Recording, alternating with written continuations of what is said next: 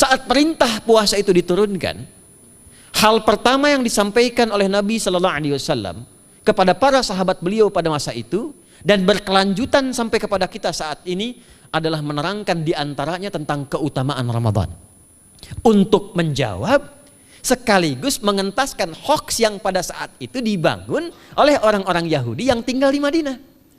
Jadi ketika mereka mengatakan orang Islam tuh nggak punya puasa, ikut kita, ini puasa yang hebat, puasa yang bagus, dijawab oleh Allah, turunlah perintah, ya ayyuhalladzina amanu kutiba alaikumus syiyam kama kutiba alal ladzina min qablikum la'allakum tattaqun. Setelah itu apa yang terjadi? Buka Sahih Al-Bukhari, kitab yang ke-30, Kitabus Shaum, posisi hadis yang nomor yang kedua di topik ini, riwayat dari Talhah bin Ubaidillah radhiyallahu taala anhu qala Rasulullah sallallahu alaihi wasallam. Perhatikan, ini kalimat pertama yang disampaikan Nabi menyambut kewajiban puasa. As-siyamu junnatun fala yarfuth wala yajhal wa ini mru'un qatalahu aw syatamahu falyaqul inni sha'imun marwataini la khulufu famis sha'imi atyabu 'indallahi yaumal qiyamati min rihil miski yatruku ta'amahu wa syarabahu wa syahwatahu min ajli. Ini poinnya. As-siyamu li wa ana ajzi bihi wal hasanatu bi asyri amthaliha. Kata Nabi, puasa kita ini yang kita tunaikan spesial, beda dengan yang lainnya. Jadi ketika Yahudi mengatakan puasa kami ini puasa yang hebat, yang bagus, yang diikuti oleh umatnya Muhammad sallallahu alaihi wasallam, turun ayat, komentar Nabi pertama apa? Puasa kita kepada para sahabat, kepada kita semua, ini puasa yang spesial. As-siyamu. Lihat diksinya. Awas Pak ya, Ibu jangan salah baca. As-siyam, bukan asyab. As-siyam. Disebutkan 9 kali dalam Al-Quran. Ada as-saum, ada as-siyam, itu beda. Kalau saum, sekali disebutkan dalam Al-Quran, surah 19 ayat 26. Saum itu masih umum, kata umum untuk menunjuk kata imsak, menahan secara umum. Bisa berarti puasa yang ada ketentuan aturan, bisa berarti menahan secara singkat, apa saja yang bersifat menahan, itu saum namanya. Contoh Sayyidah Maryam misalnya, beliau masih makan. Ya, ayat 24, 25 itu masih makan. Goyangkan pohon kurma, jatuh kurmanya, makan kurmanya. Mau minum, ambil airnya, minum. Masih makan, masih minum. Cuman diminta untuk saum. Apa saumnya? Inni nadhartu lirrahmani sauma falam ukallimal yauma insiya. Jangan bicara pada siapapun. Kamu dituduh, kamu berzina, jangan jawab. Biarkan bayinya yang bicara, dan itu mukjizat pertama untuk Isa alaihi salam. Itu nanti dimulai di ayat 31 sampai 33 di surah Maryam, surah 19. Tapi beliau diperintahkan saum. Saumnya apa? Jangan bicara. Jadi kalau bapak masih makan, masih minum, cuman gak mau bicara dulu sama ibu, itu saum. Mau kemana Bi? Kok gak jawab? Kenapa gak bicara? Sedang saum. Saum apa? Gak mau bicara sama mama. Itu bicara, contoh. Itu saum. Kalau siam, 9 kali disebutkan dalam Al-Quran, itu khusus, spesifik. Ada aturannya, ada ketentuannya, nggak boleh sembarangan, nggak bisa kemudian seenak kita melakukannya, ada ketentuan yang dibuatnya dan itu harus diikuti. Begitu diikuti, maka keagungan dan keistimewaan ibadah itu akan dilekatkan pada pelakunya. Dan menariknya, perintah puasa itu ketika turun ayatnya Al-Baqarah 183, kalimatnya bukan menggunakan saum tapi siyam. Ya ayyuhalladzina amanu kutiba alaikumus. Nah kata Nabi, asyamu junnatun. Kalau benar puasa kita ini, kita tunaikan yang Ramadan ini, maka dia akan melahirkan satu yang tidak ditemukan pada ibadah lain, yaitu junnah. Ada jinnah, ada jannah, ada junnah. Itu beda.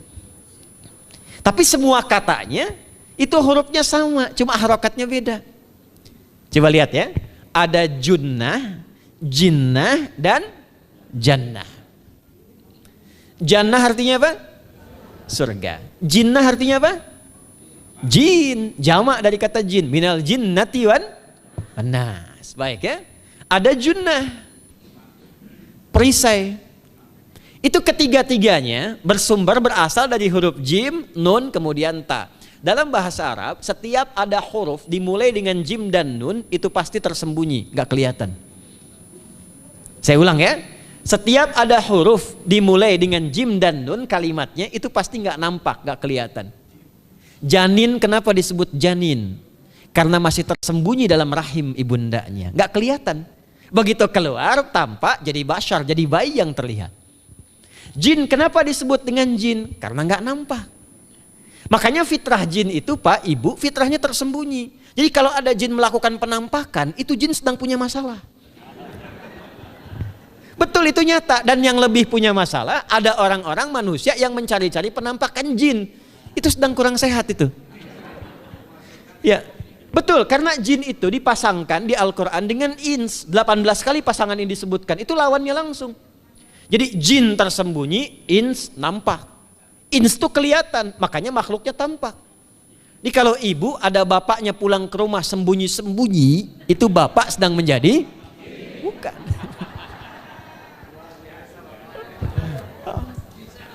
Kalau ibu sembunyi-sembunyi nyari dompet bapak, ibu sedang menjadi? Jin. Itu langsung pasangannya 3 itu. Ins itu seakar dari kata anisah, halus, lembut. Jin kasar, makanya disebut jin. Karena itu jarang ada orang kemasukan jin jadi lembut, tidak ada. Permisi mau ikut kajian sedang kemasukan jin, tidak.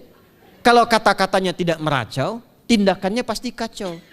Karena itu fitrah manusia itu pasti lembut. Kalau ada orang kasar, pasti ada yang salah dalam pergaulannya.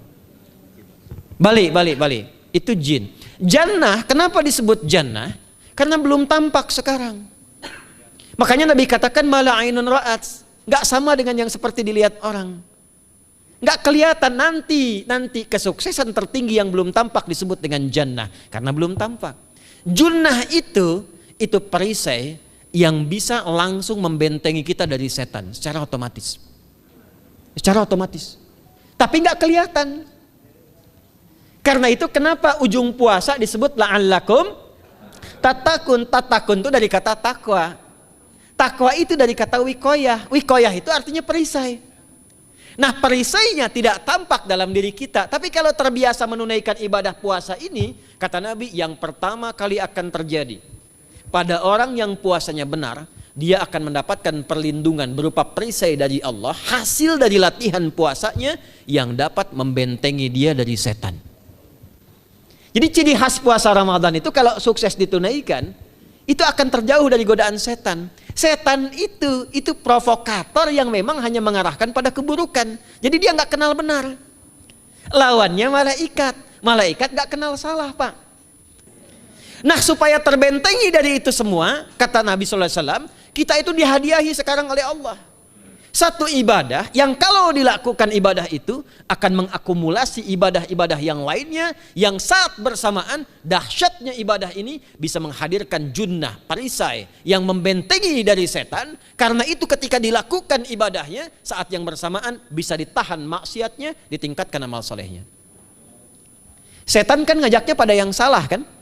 Malaikat ngajak pada yang soleh. Ramadan itu keutamaannya kalau sudah tiba Ramadan, itu selalu kita terdorong pada yang saleh dan tertahan untuk yang salah. Itu hebatnya puasa Ramadan. Kalau nggak percaya silahkan Pak Ibu sekalian. Cuman Ramadan yang saat datang waktunya bisa menghentikan orang berbuat maksiat. Nggak percaya cek.